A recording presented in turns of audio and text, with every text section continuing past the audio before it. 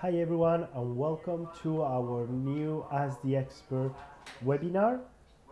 In this today, we will tell you in about 30 minutes max all you have to know about the new solution Stormshield Data Security 11th version. And as usual, at the end of this webinar, you can raise your questions or even during this webinar, and we will come back to answer them later on. Today, I'm here with Jocelyn, who is the product manager for Stormshield Data Security. Hi, Jocelyn. How are you? Hello, Manuel. Fine, and you? Very well, thank you. And also with Houyame, who is the pre-sales specialist for the solution. Hi, Houyame. Hi, How are Manuel. you? I'm good, thank you. Jocelyn, you're going to introduce to the 11th version, but before you go into this detail, I have just some figures to share with you. By 2023, the global market for public cloud services is expected to grow about 22%, which is the equivalent of $597 billion worldwide.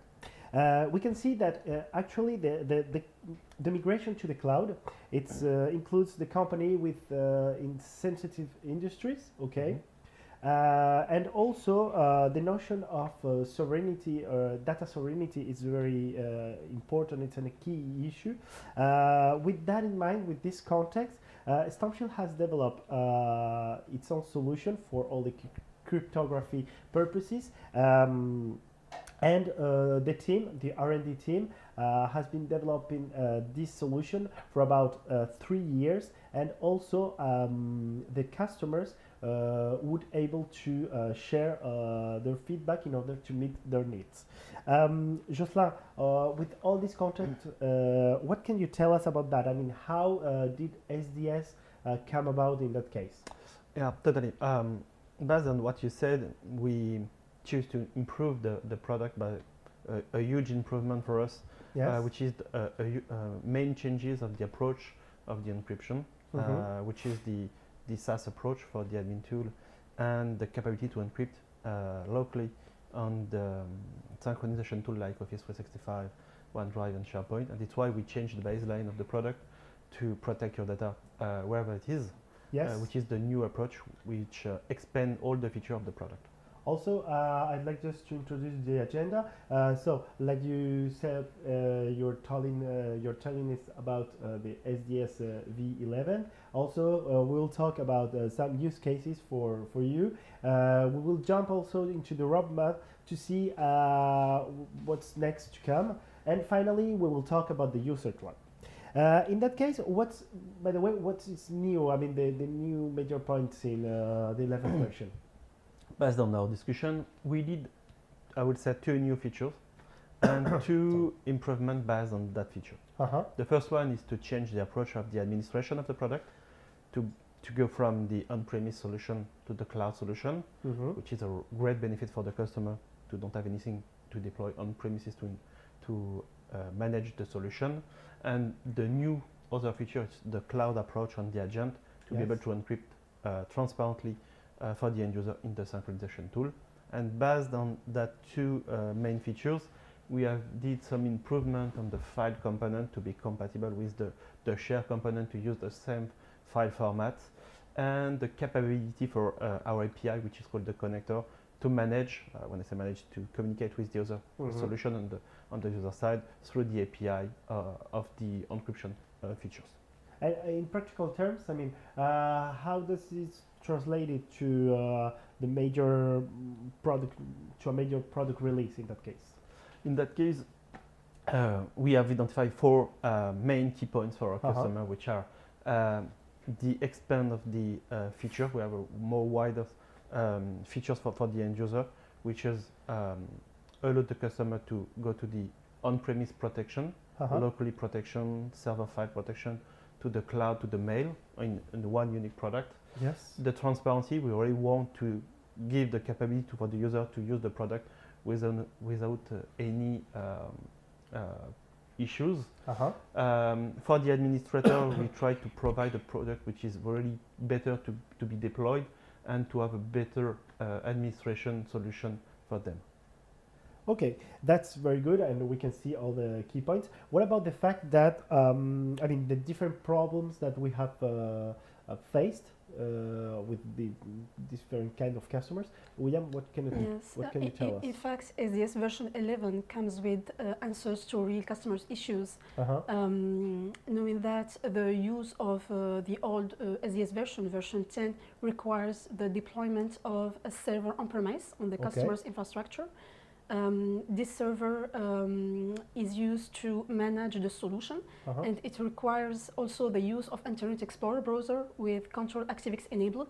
So we all know that today many organizations are no more using Internet Explorer solution, and the Control ActiveX are no more supported by Microsoft. So our customers asked us to evolve SDS solution to be administrated by other browsers and not to be linked to Internet Explorer browser. And so they moved, if I understand properly, they moved to Chrome or this kind of yes, browser? and Firefox, yes. Okay. Yeah, and it's why we decided to change our approach for the admin solution. Yes. It's why we choose to go on the cloud, to don't have any more that kind of constraints to deploy the solution on-prem, on legacy, I would say, infrastructure. Yes. And we take the advantage of that solution to introduce the SAML connection to centralize the authentication, and the capability for the partner to manage in a unique tenant, a unique infrastructure, multiple customers.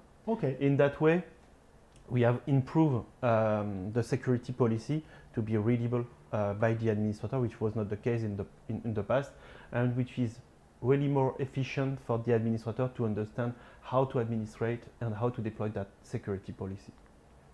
Okay, it's pretty clear. Yes. And by the way, the second, I mean, the other issues, yes, as I was saying, among identified issues was also the use of how the customer and the partners can manage the use of users' keys, because in fact to use SDS solution, each end user will need a pair of key with encryption and signature usage, and the old integrated PKI that we used to have in old SDS versions is no more integrated in version 11. So the question was how customers and partners can deploy the solution, how they can manage users' keys. Yeah. We decided, as you said, to don't anymore support the PKI on the new version, but we try to extend the capability of the product to use more key providers, to be not more linked to only one or just specific PKI. Then we want to extend that capabilities. To do that, we extend the capabilities of the usage of key providers like the virtual smart card, which is a solution which is available on Windows 10 and Windows 11. We extend the support of the TPM chip, like integrated directly on the computer. And by the way, we decided to support the Windows key store, which is natively used by Windows, and where you can deploy the keys using the standard PKI inside that kind of key provider. The benefit of that provider, the Windows key store, is the ability for the product to be in SSO mode. What it means if you are connected on the Windows computer on your user session on the Windows, you will be automatically connected on the SDS solution. That means for the administrator, you will have less operation to manage the users, to unblock the users, because everything is related to the authentication on Windows. And this is really, really important for that part. In the same way, we work to improve the user experience on the product, and we have had the capability to encrypt based on the groups provided by the Active Directory, the LDAP server, to be more efficient when they want to share with multiple co-workers and not with only one, and they will not have any more to select one by one of the user, but they will be able to use a group, which is really better to do a multiple operation. By the way, now we have we can see it on the screen, the Unicor One agent, which is a new component. What does it mean in practical terms? I mean, what does it mean for encryption, for instance? Yes, this is an important point, Manuel, because in fact we used to have two solutions. Okay. One agent is this enterprise that covers needs and use cases, for example, linked to encryption of emails, encryption of data stored locally on the user workstation or on file servers. And we used to have also a second agent, Cloud and Mobility, that was used to encrypt data on cloud platforms, like for example OneDrive and SharePoint. So all these features or all these use cases are complementary, but it means practically to customers to deploy two agents and to administrate them through two administrations consoles. Which is simpler for it was a little bit loud, yes. Yeah, as said Houyame, this is also a benefit for our current customer, because they will not have anymore a second agent to deploy, and it's just to expand the feature on one and unique agent, and this is really a great benefit for them, and to centralize the administration of that two products and on only one, which is the SDMC, the Stormshield Data Management Center. And we extend also the feature to manage that new feature with the API, as I said, and it's why we have now a new component on SDS Enterprise, which is integrated in the product. We have new APIs to manage that feature. We have DSSO, that means we have all the features we developed in the version 11 available for that component, and the capability to encrypt based on the group. Which is really important is the fact that we developed the same user interface on each encryption feature for the user who is not is able to do the same thing, the same operation on all the encryption components. Okay. That's pretty clear. You maybe. Yeah, and for the administration of that new component, we will find everything on the admin console.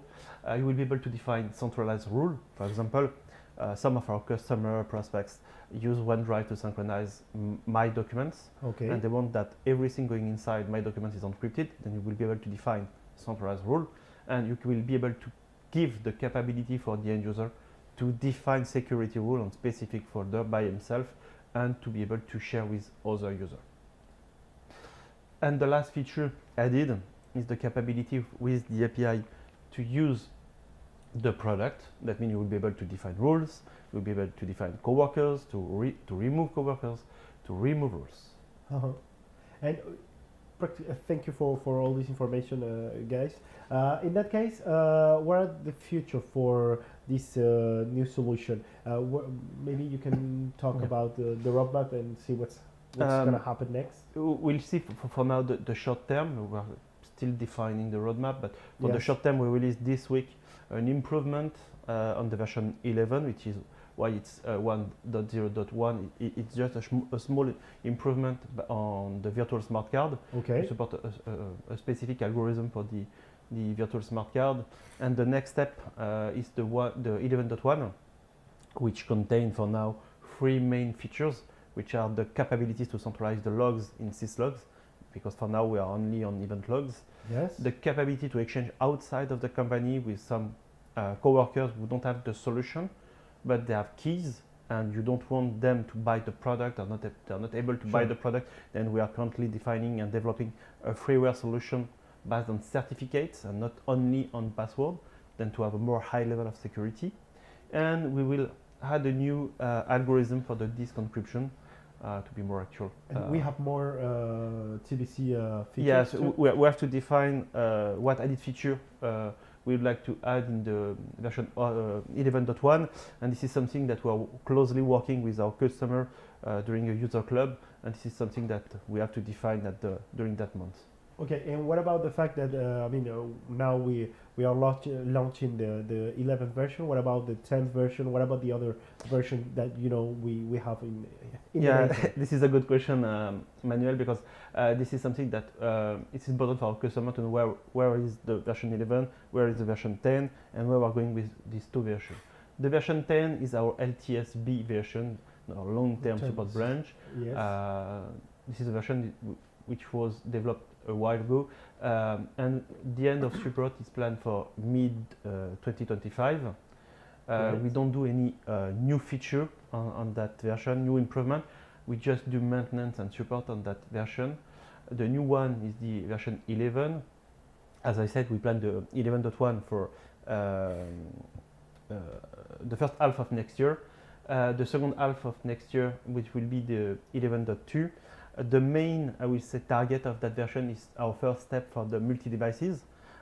We plan to improve the encryption portal, the web encryption portal we developed, and to improve it to be compatible with the SDS Enterprise encryption, keys, and so on, to be able to encrypt on different kind of devices, which is not the case for now. And the version 12, which is more in the vision for 2025, and to be to provide more improvement and interoperability with the world outside of the company.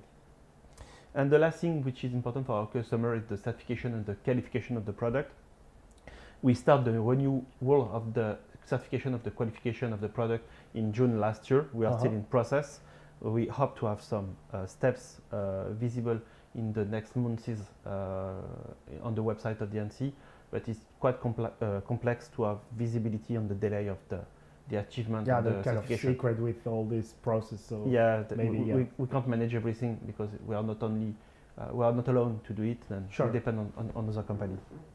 And I think that's great, and we have a really good version today. And like I said in the introduction of this webinar, now we are working also with the customers to flesh out the new version and try to meet their needs as much as possible. So what can you tell us, guys, about this user club that we have launched and we are working on that? Yes, in fact, SDS solution reaches organizations of different sizes and in different sectors. And it's not easy to develop a solution that will meet requirements in terms of regulations, security, but also ergonomics. So this is the aim of the user or SDS user club. The idea is to have a talk channel with our customers, so they can first exchange together about some tips, best practices, for example. And it allows SDS teams and Stormshield to communicate about the roadmap and what is coming in the solution. And the most important is that we can also have through this channel our customers' feedbacks. It can be, for example, some improvement requests. It can be just some remarks or the way of how we develop a feature, for example. So this is a really interesting channel. And for customers that want to join us, so they just need to write to us or to get in touch with someone of the team. Yeah, so don't hesitate, just to note down this email address, or either way through the website, SDS website. I mean, you can just go there and contact us, and you will be in touch with Jocelyn and Houyame or even Remy to talk about that and exchange and try and go and sign for this users club. We are headed out our webinar. I mean, we are just at the end of it. I can see that we have some questions about this new solution. So maybe I'm gonna just read the questions, and you can guys choose who is gonna answer it. The first question is about the migration from the 10th version to the 11th version. You talked about it earlier. Yeah, this is a good question. Yeah, for the customer who are currently using the version 10 to the version 11, they could do the migration by themselves if they have the skills. We will have a training for the version 11 to have the certification of the product. But for those who are not already confident on the migration, you can contact us. You can contact our technical account manager. You can contact our professional services. We are here to help you if we have to help you to do the migration. Then don't hesitate to contact us. Yeah, like I said, through this email address or through the website. We have a few more questions. So the second one is the qualification process. So where you right now, you talked about the fact that we are launching the process, but people wanted to know, maybe you have more information about where are we exactly? Yeah, this is a bit complex because we have some what it's called jalon in French. It's like a step or a milestone. Milestone from the ANSI. Then we have some milestones, then the first and the second one, which are validated by the ANSSI, and we are still in process. ANSSI is the French authority for cybersecurity, who is responsible for managing all these qualifications and certifications. And we can manage and we can be sure that we can announce a date of where we are, but we are in process. We are here. The goal of that certification is to have the certification qualification level 4 plus, to be able to do not restricted, you restricted. But for now, we can't talk, we can't say where we are exactly because we can't manage the timeline. Okay, and with this qualification, we will have like a really strong proof of the quality of the security quality of the product. Yeah, okay, right. I think it's clear for now. If you want to know more, you can contact us, and we will talk, through the phone or by email. We have still some questions. The next one, it's about which cloud storage provider do you support today?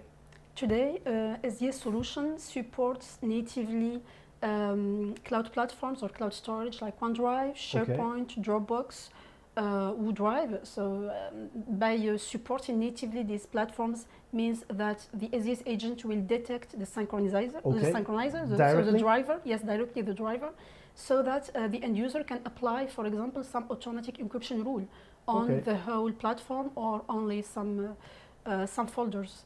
But if customers needs us to be compliant or to detect natively other platforms, like for example on cloud or so on, they can just write to us and we can...